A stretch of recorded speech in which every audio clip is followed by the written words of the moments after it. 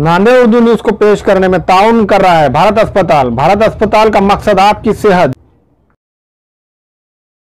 मोहम्मद यूसुफ अतार के फर्जन अब्दुल समद के शॉप में LED light, LED tubelight, surface box, CCTV कैमरे दस्तियाब है। इसी तरह से एडवर्टाइजमेंट डिजिटल बॉक्स सिर्फ 2200 रुपए से स्टार्ट है। अब्दुल समद के शॉप में वाईफाई, सीसीटीवी कैमरे सिर्फ 3000 रुपए से स्टार्ट है। इनका पता है अफरा कलेक्शन के पीछे, मक्का मस्जिद, चौक बाजार, नांदेड़। मुसलमानाने नांदेड़ के लिए खुशखबरी। मराठवाड़ा मुस्लिम मैरिज ब्यूरो की नांदेड़ की जानिब से 17 दिसंबर बरोज इतवार सुबह 11 से 4 बजे के दरमियान मदीनातुल उलूम हाई स्कूल नांदेड़ में मुस्लिम रिश्तों का तारुफी प्रोग्राम रखा गया है। रिश्तों के ख्वाहिशमंद हज़रात इस प्रोग्राम से इस्तेफादा हासिल करें।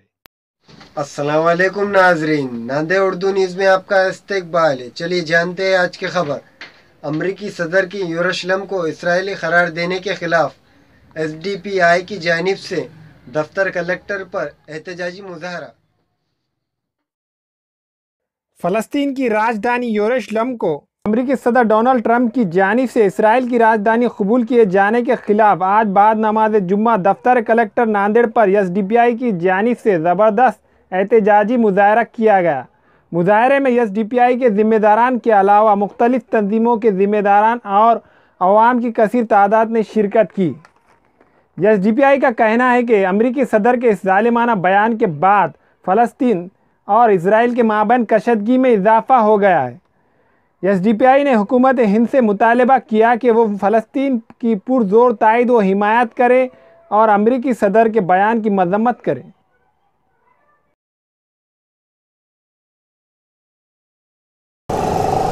Social democratic party of India की जानिब से पूरे मुल्क में और उसके साथ साथ नांदेड़ में एहतजाज किया जा रहा है अमेरिका के उस बयान के ख़िलाफ़ जिसमें डोनाल्ड ट्रंप ने कहा है कि यरूशलेम इसराइल की राजधानी होगी और उसने अपना एम्बेसी वहाँ से यरूशलेम को ट्रांसफ़र करने का प्रोसेस शुरू किया है। तो उस बयान के ख़िलाफ़ social democratic party of India ये एहतजाज कर रही है और हिंदुस्तानी हुकूमत से ये मुतालबा करती है कि फ़लस्तीन के साथ हमारे ताल्लुक़ात आज तक भी अच्छे रहे हैं और हम हमेशा फ़लस्तीन के तरफ से हम खड़े रहे हैं और इस बार भी हिंदुस्तानी हुकूमत को चाहिए कि वो फ़लस्तीन के साथ ही खड़े रहे और अमेरिका और डोनाल्ड ट्रंप के उस फ़ैसले के ख़िलाफ़ हिंदुस्तानी हुकूमत आवाज़ उठाए और पूरी दुनिया को ये बताए कि उसका ये फ़ैसला ज़ालिमाना है और उसके ख़िलाफ़ हिंदुस्तान अपना एहतजाज इंटरनेशनल लेवल पर दर्ज कराए। इसके लिए हम लोग पूरे हिंदुस्तान में एहतजाज कर रहे हैं। सारी दुनिया को ये पता है इसराइल को इलीगल तरीक़े से फ़िलिस्तीन, जो फ़िलिस्तीनियों की ज़मीन है, वहाँ पर बसाया गया और फ़िलिस्तीन जहाँ पर यरूशलेम है, यरूशलेम तमाम मज़ाहिब, ख़ास तौर से दुनिया के 3 बड़े मज़ाहिब इस्लाम, यहूदी और ईसाई, तीनों के लिए बहुत ज़्यादा अहमियत रखता है। मगर इसमें एक नुमाया बात यह है कि जब ईसाइयों के कब्ज़े में यरूशलेम था तब वहाँ पर किस तरह से जुल्म, ज़्यादतियाँ और दहशतगर्दी मचाई गई, मगर जब इस्लाम के कब्ज़े में वहाँ पर यरूशलेम रहा है तो वहाँ पर अमन व सुकून रहा है। और चूँकि मुसलमान ही ऐसे कौम है जो मूसा अलैहिस्सलाम जो यहूदियों के नबी हैं, ईसा अलैहिस्सलाम जो ईसाइयों के नबी है, इन दोनों को भी मुसलमान नबी मानते हैं, इसलिए उसके तक़द्दुस को जो बचाने और हिफाजत करने का काम है सिर्फ मुसलमान कर सकते हैं। दूसरी तरफ हम आते हैं कि आज जो अमेरिका ने इसराइल, जो अमेरिका की नाजायज़ तरीक़े से बसाई हुई एक मुल्क माना जा रहा है, उसको वहाँ पर तिल अबीब से यरूशलेम के अंदर राजधानी मुंतकिल करने का जो बयान दिया है, ये इसका मतलब ये है कि पूरी दुनिया, UNO ख़ास तौर से जो बनाया गया है आलमी तौर पर पूरी दुनिया के अंदर हक़ और इंसाफ को जो है कायम करने के लिए, जहाँ पर नाइंसाफ़ियाँ हो रही है उसको रोकने के लिए, वो पूरी तरह से नाकाम हो गया है और अमेरिका